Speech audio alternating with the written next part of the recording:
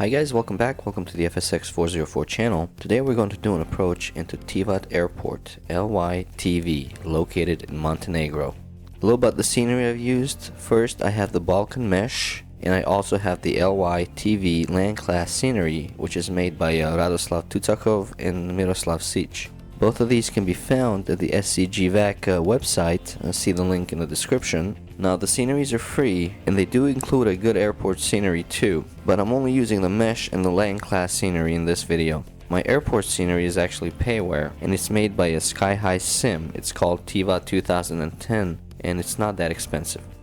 Now for the approach, we're going to do the Localizer DME Runway 32 approach. There are arrival routes that bring you from the Podgorica VOR to Point Mamol, Olivu or Tivti, but we're going to be using the Lasti point as our IAF. The Lasti point is also the missed approach hold point, so it makes a pretty good IAF. We'll be flying to the point Lasti from the south, and we'll reach the point Lasti at 5,000 feet. We'll depart the point Lasti at a heading of 350, and we'll intercept the localizer into Tivat. Once we're established on the localizer, we'll descend from 5,000 feet down to 2,300 feet until we reach the TAZ NDB. The TAZ NDB is located 7.4 miles from the localizer. We'll overfly the TAZ NDB at 2,300 feet. Once we overfly the TAZ NDB, we can descend down to our minimum descent altitude, which is 12,080 feet. I'm using 12,080 feet as our minimum descent altitude because that is the MDA for a 3-degree climb gradient required for a plane to be able to do in case of a missed approach. We'll maintain 12,080 feet until we reach the point D3 or distance 3 from the localizer. At the point D3, we need to have a visual on the runway or runway lights. Either one counts, either runway or runway lights. Once we see the runway or runway lights, we can proceed with the rest of the approach, which will be visual. From this point, the approach is visual. One thing to note about the Localizer 336 course is that it brings us in between two mountains. It's very dangerous, so you have to be exact. Don't be way off on either side because you will hit the mountains. Another thing to note is that the Localizer at Tivat is offset from the runway. So at some point during the approach, we will have to do a visual turn onto the runway, something very similar to Kaitak. Not as big of a turn, but still there is a turn in a mountainous area. The runway is over 8,200 feet long, so we don't have to do anything crazy. We have plenty of time. Just get lined up with the runway and land. For this approach, we will be flying to Lasti Point from the south, descending to 5,000 feet. We will be using the British Aerospace RJ100 airplane. It's a new airplane for me, so I'll try not to mess up the approach for you guys. So let's get on the plane and let's fly this approach. Okay guys, we're in the airplane right now. We're about a mile or so from the point Lasti, and we're descending down to 5,000 feet. As we overfly the point Lasti, we'll turn to a heading of 350 to intercept the localizer. Now this British Aerospace RJ100 is a new plane to me, so I'm still learning its systems, so just bear with me while I put the plane in the localizer approach mode.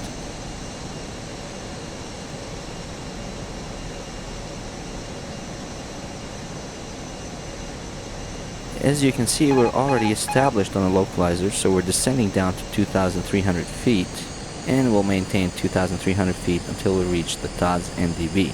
TAZ NDB, of course, is 7.4 miles from the localizer, and I know you can't see it well, but I'll let you know the distances, and I'll let you know when we're 7.4 miles from the localizer.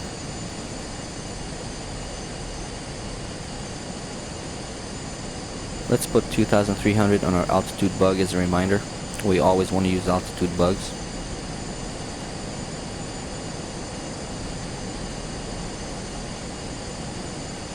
And as you can see, we're flying solely on the instruments right now.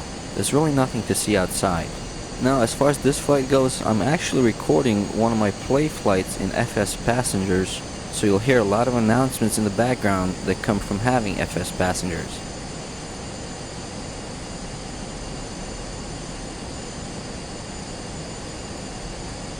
I have left the weather as actual weather, so in a way I'm flying into this blind. I don't know what the weather is going to be like at Tivat. It looks pretty bad. I might have to do an actual missed approach on this one. Now in real life we would actually do a weather briefing, so this will not happen. It will not be a surprise, but in Microsoft Flight Simulator this makes it more interesting.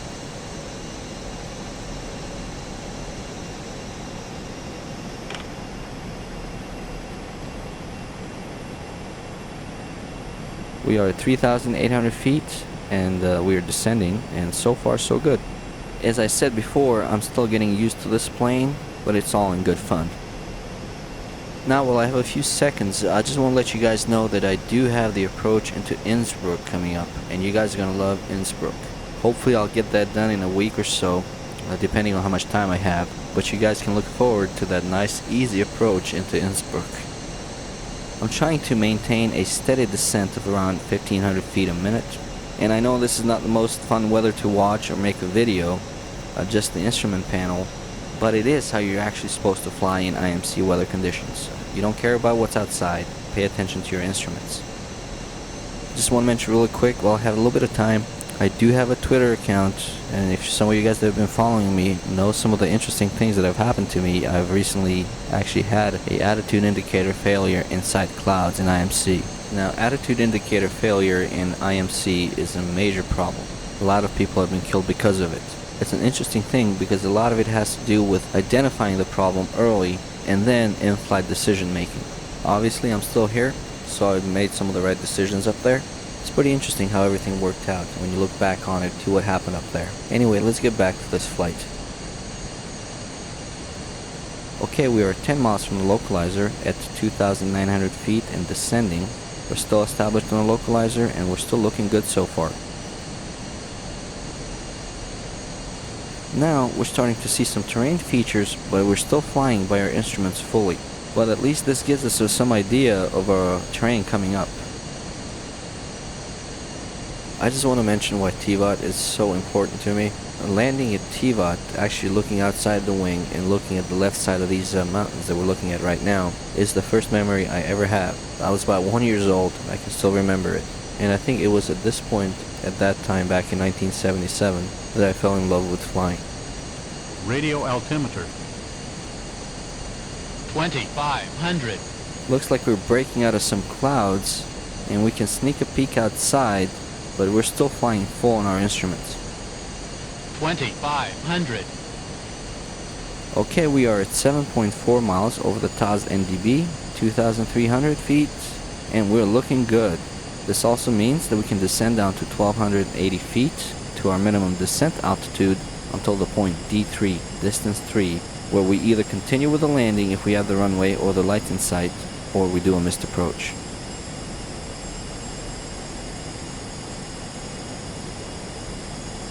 And as you can see, we're flying very close to the mountains on our left. It's a good thing we're exact on the localizer. Ladies and gentlemen, we are about to land. Please remain seated until we have stopped. What you just heard is a FS passenger announcement feature that we're landing. Alright, now we can see some poppy lights in the distance, but we're still not close enough for us to commit to a landing. But we're getting pretty close to the point. Flight attendant, please be seated for arrival.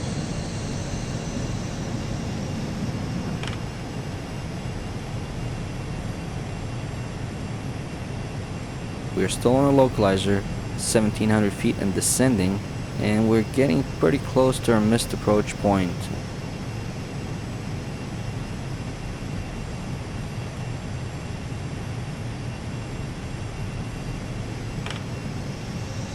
(1,500 feet, 3.3 miles. Okay, there we go. We can see the lead-in lights, the rabbit lights. We are 3 miles and we'll go for a landing. 1,000. 1,000. At this point, we're going fully visual and we're going in under control. All we have to do right now is get lined up and land. Now, this British Aerospace RJ100 does not have reverse thrusters, so in rainy weather, we're going to try to land it at the beginning of the runway. That way we have a lot of time to brake. It does have air brakes, but they don't work as well as the reverse thrusters.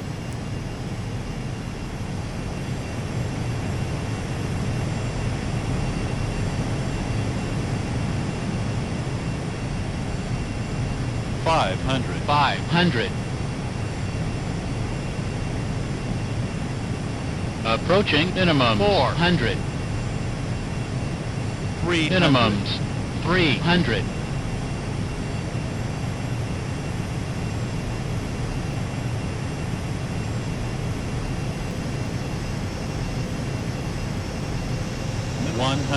100.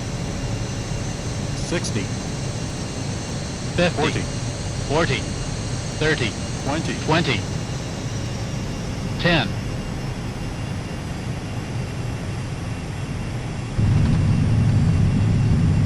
Okay, center line on the white marks, air brakes deployed, and let's keep the airplane on the center line. And that's as easy as it gets, guys. Thanks for watching, and I'll see you guys soon. 80 knots.